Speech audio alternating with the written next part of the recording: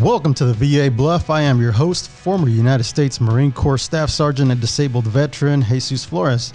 A little bit about me. I joined the Marine Corps in 2001 after graduation from high school. And then in 2004, I deployed to Djibouti, Africa with the Combined Joint Task Force Horn of Africa in support of Operation Enduring Freedom. In 2009, I deployed to Iraq with Combat Logistics Battalion 46 under the command of the 4th Marine Logistics Group in support of Operation Iraqi Freedom. The VA BLUF was created to bring you, our listener, into the senior leader and subject matter expert fold at the largest VA healthcare system in the nation. We're cutting through all the noise and putting the important details about your healthcare first. BLUF is an old military acronym for bottom line up front. We are conveying a message without endless paragraphs or brochures or talk filled with statistics. The VA BLUF is your access to the people providing your healthcare and that of over 184,000 veterans in North Texas. So here's the bottom line. Everyone listening to this podcast knows a veteran or is a veteran themselves. We know that veterans experience unique hardships that are exclusive to the veteran community.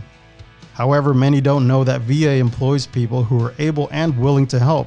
And that's why we're here. It's in our mission statement to care for those who shall borne the battle and for their families and survivors. Today's topic is that of healthcare for homeless veterans.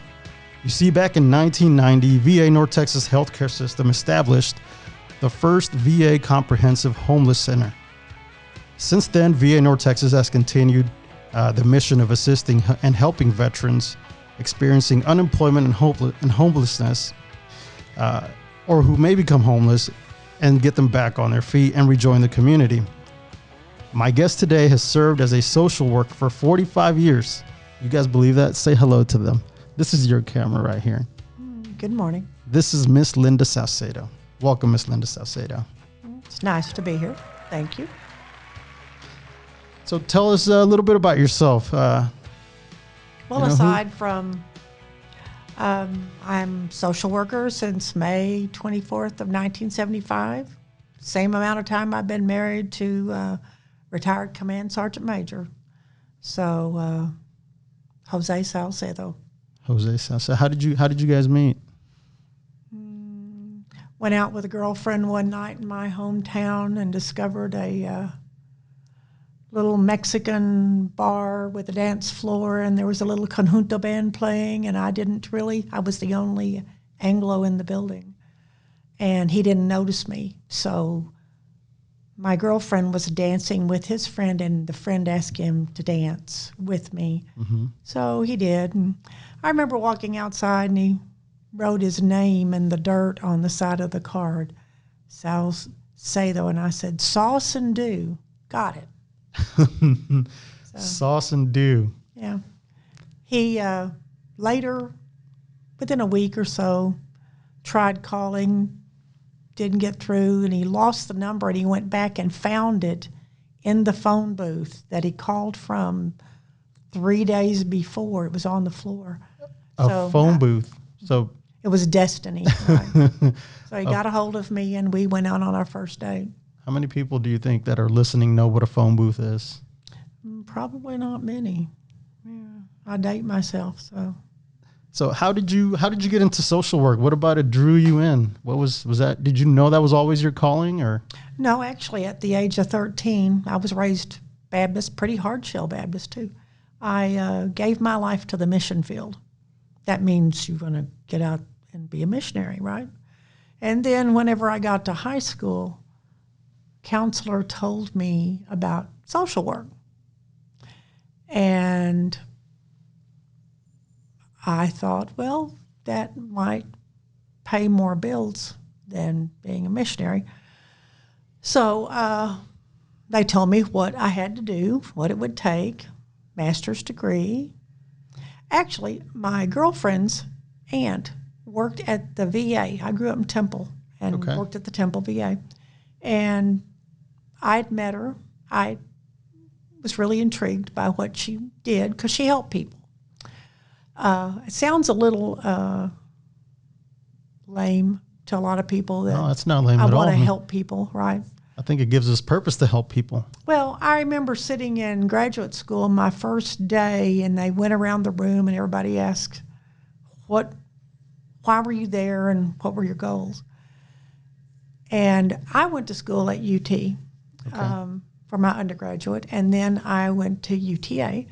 And so when we went around the room, I was the only one dressed in a pair of overalls and a T-shirt. Everybody was in polyester, color coordinated. I thought I'd gone off of the planet into a different world. And I remember this one young man said that he was in social work to make money. For the life of me, I couldn't figure that one out. You know, you help people. I didn't have any concept of really making money at it, which probably was good because as a profession, most social workers do not necessarily make a lot of money in relation to having a master's degree in something. Okay. But it fit my lifestyle. As my husband was retired military and went on and worked for the federal government a total of 41 years and 11 months before he finally just, I think, got up one day and never went back. And so I followed him, and we lived initially in Austin. We lived in West Texas, and then he took the job in the DFW area, and I've worked both for Dallas and Fort Worth for the county and their county human services offices.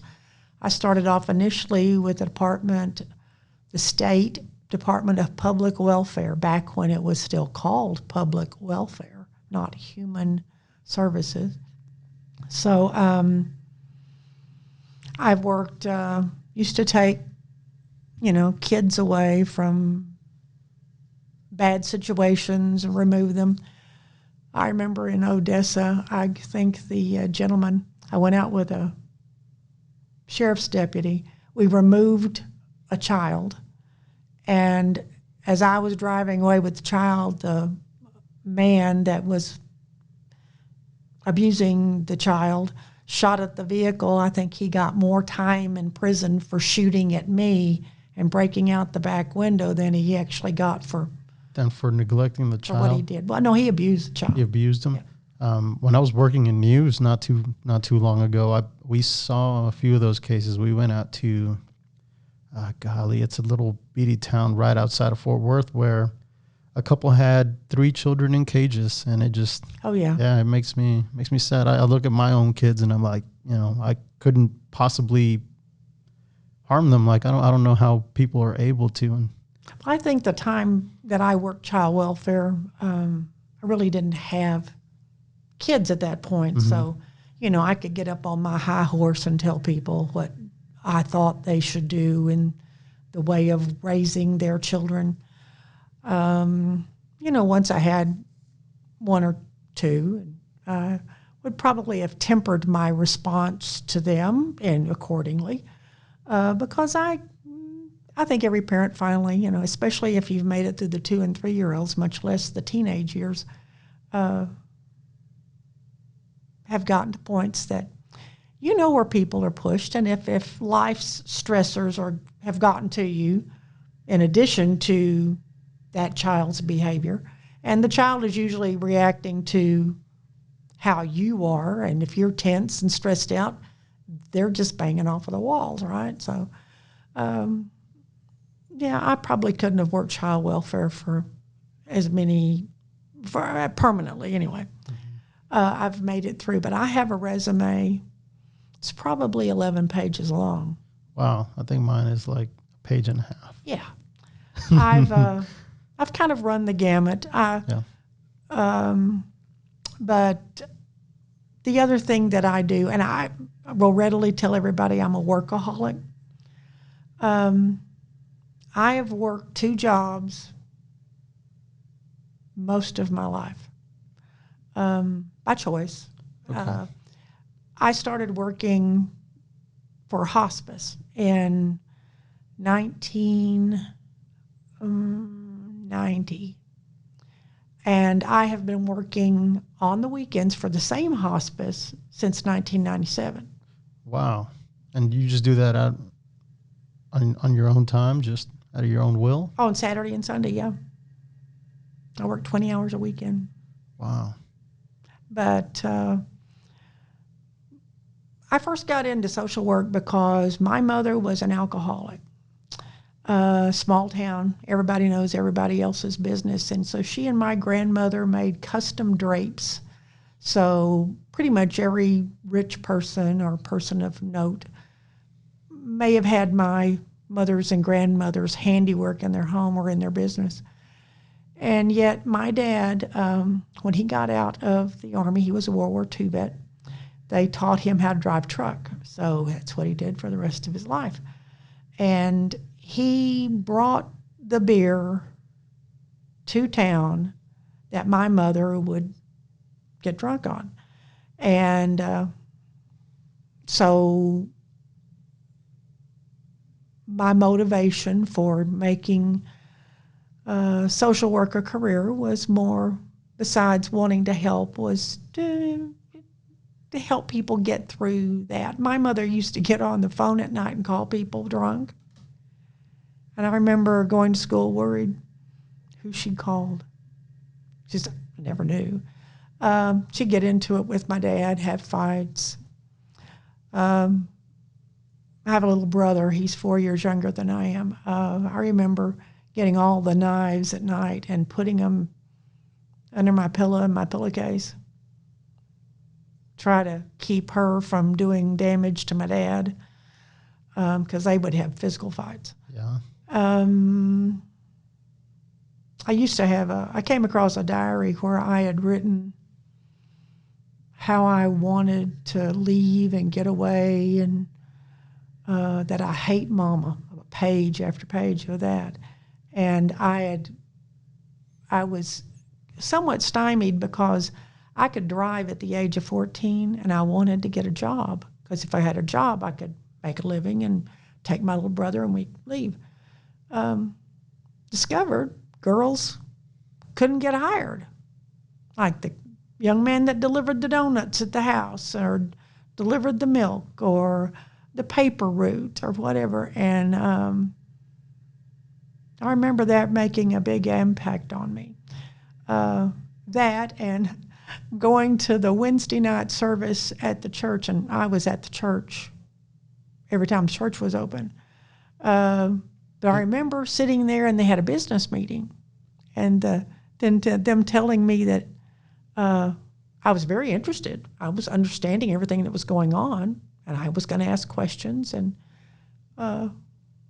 pretty much got told that women didn't have a voice in that Baptist church. I couldn't be a deacon, and I didn't realize that. And after all that, you continue getting up every morning, you continue doing work, and you want to help people. And then you come to VA. How did you get to VA? Why did you pick VA to continue helping people? To be very honest, my husband, I was working for a hospice full time, and I was covering down to Stephenville and Mineral Wells and all over. And at the same time, I was working at a dialysis unit. And so Joe was telling me I was putting too many miles on the car. And this is before really a lot of things were electronic or computerized to the point they are now. And he told me I needed to get on with the federal government. Well, the only thing I could think of about a social worker would be the VA. And I told him if he found the position, I'd put in for it. So he worked downtown Dallas, and he found a position, and I submitted the paperwork, and I got on. And you got hired. This was a program in downtown Dallas for the compensated work therapy program called Day. The acronym was DRVRP, Day Resource Veterans Rehabilitation Program. And that the CWT program still exists. It's part of the homeless program. Has your Has your reasoning changed since then? Oh, yeah. Yeah. I mean, whenever I got to the VA, it sort of fit like hand in glove. I'd finally found the element, so to speak, my element. My dad was a World War II vet, and my husband being a veteran. I understand maybe the mentality of many of the guys that are in the military, but I also came from the private sector, and so it's always annoyed me. I don't consider the VA the be-all, end-all. I think every veteran is a member of society, of the community in which they are a part of, and they need to be assisted by the VA, but with not just all things VA. I think especially with health care, veterans should know what's out there, what's available to them as part of being a member of our country and our society, and how to use what the resources are to make the most of it. And so your department goes out and helps homeless veterans? yes. Healthcare for Homeless Veterans is the primary homeless program that exists in most VAs. Our VA has a comprehensive homeless center program, which is very large, and there's only like 10 or 11 of them nationally. But HCHV is available in every VA. We're tasked with going out and finding veterans. So you're actually going out and looking for them? Yes, we have outreach workers that go. They go in and out of the area shelters. I have social workers embedded with the outreach, existing outreach programs here in the Dallas-Fort Worth area, Dallas area. And they go out on those teams with those staff and go into encampments, under the bridges, wherever, on the downtown streets, looking for individuals. Once we identify them and we have ascertained that they are eligible to use a VA, then we try to get them in and get them connected. We have emergency shelter bed programs, as well as the contract residential and the grant and per diem programs, which are all forms of transitional housing. And then we have HUD-VASH, which is the permanent supportive housing. The VA in the past few years has developed the Supportive Services to Veterans and Families, the SSVF program, and it is funded by grants from the VA, and the SSVF programs that receive these monies in our community are able to help. Like during the pandemic, they have been able to help place people and families in hotels. Yeah, that was my next question. Was what kind of challenges this pandemic has caused for you guys these last 6-7 months? Well, initially, it took everybody by storm, and none of the shelters were really geared to what had to happen. We actually have programs at Dallas Life Foundation, Union Gospel, and Salvation Army here in Dallas. We have a good working relationship with the Bridge and the Austin Street Shelter, but we don't have bed programs there. And so the first one to really have the pandemic hit it hard was the Dallas Life Foundation, and they got closed down. Everybody, 167 people placed in the motels, and this was handled by public health. And so now then, they had to stay quarantined. Then they all moved back. Then the Union Gospel Mission took note of what happened there. They literally shut down. They didn't take any more referrals. That went on for a few months.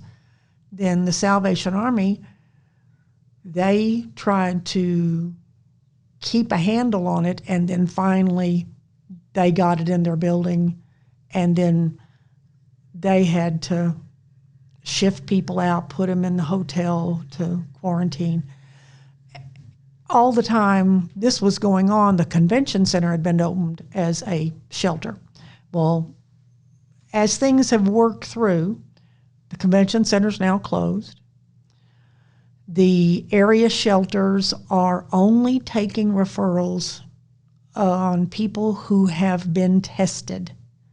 Now, that is how, to me, it should be, but it wasn't, that testing wasn't available as much as it is now, okay? Gotcha, yes. So the changes over the past, say, 3-4 months have been to where making the testing available so that we can do it in a kind of a methodical basis and get people tested and get the results and then put them in that population. Now, the shelters themselves have changed to where they're not allowing people freedom to go and come. They're trying to stay as self-contained as possible. And I know that a lot of people, a lot of our vets react to that's infringing on their rights. Well, it's public health is calling the shots there because that's the only way to keep such a large and closely packed in population as free of this as they can possibly do it. And that's just to make sure that they don't catch it and possibly community spread it amongst themselves? Yes. Gotcha. And we have had several vets that have come to us that were placed in hotels. Well, the whole idea to being placed in the hotel is to stay there. Yeah. And then they would turn around and come out to the VA. And so our emergency department would turn around and test them. They were positive. So then they would get admitted and then get treated. And then once all that's been done, then they would come, then the referral is made again. Well, we have this homeless vet that's being discharged. And so then we'd once again pick up on it. Wow. That's the other part of what we do, Jesus, okay? Yeah. And at our hospital, we have the social work side of the house, and then we have the mental health side. And we, as a homeless program, are part of mental health. So if somebody gets inpatient and they get identified as a homeless vet, 98% of the time they're going to have a consult made to us for us to assist with placement upon discharge. And for a veteran to qualify, they really have to be capable of independent self-care to manage in those shelter settings. All of our placements are within a shelter somewhere in the community. I think that's the part that I didn't understand is, how I wasn't sure if just anyone who's facing homelessness could walk in and say, hey, look, I've hit a hard, a hard spot in my life. I need help. Is that? Yeah, that's it. Yeah. I mean, you come in now, we're going to ask you a lot of questions. We're going to have an assessment done by a social worker. You have to kind of, be willing to agree that we're going to use your information and try to help you by interacting with entities in the community to get you a place to stay, and then it's left up to that entity to help you with the case management and help you find housing and get back on your feet. Get back on your feet. Now you've been working with homeless veterans for quite a while now. What is a myth about homeless veterans that you want to bust right now? A myth. Well, they're not all down and out. A lot of the veteran population has changed quite a bit since I've been here for the past 20 years. We see a lot younger vets now. Not all vets have mental health or substance abuse issues, or both. Many of them just are not able to manage. And I don't know, I'd probably make a good case for money management in high school so that whenever you did fall on difficult times, you know, you got a way out of it. I always found that interesting too. As I was separating from the Marine Corps, they didn't put a lot of stock into teaching us how to manage our money. Like it was an afterthought. You know, they teach you to, or they train you to become this warrior, but they don't care about the warrior once you separate anymore. I've always found that interesting. My last question for you before we go, what do you think is something that we need to continue doing to continue building trust in VA? I think it's incumbent upon the VA staff, really.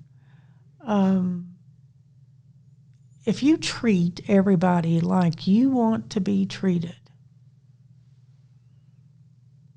and go along and get along and accept people for what they present and how they are, we would do a lot better. I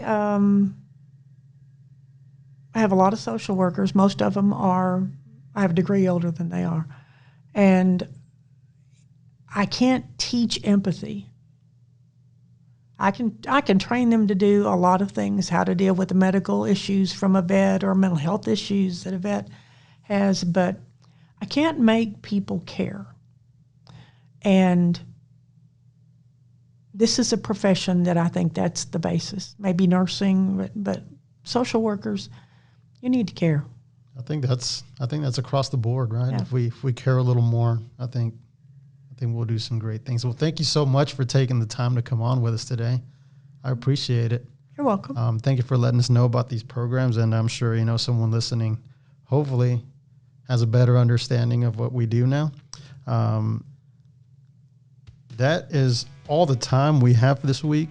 Thank you, Ms. Saucedo, for taking the time out of your busy schedule to come on. Thank you guys for tuning us in and leaving us on. We encourage you to tell your friends and family about us on social media. You can find us by searching for the VA BLUF. That's THEVA BLUF on Facebook, Instagram, or any of your social media channels. I want to give thanks to singer-songwriter Cole Reisner for letting us use his music. And remember, Bluffers, we're cutting through all the noise and putting the important details about your healthcare first. For everyone that's made this one possible, I'm Jesus Flores.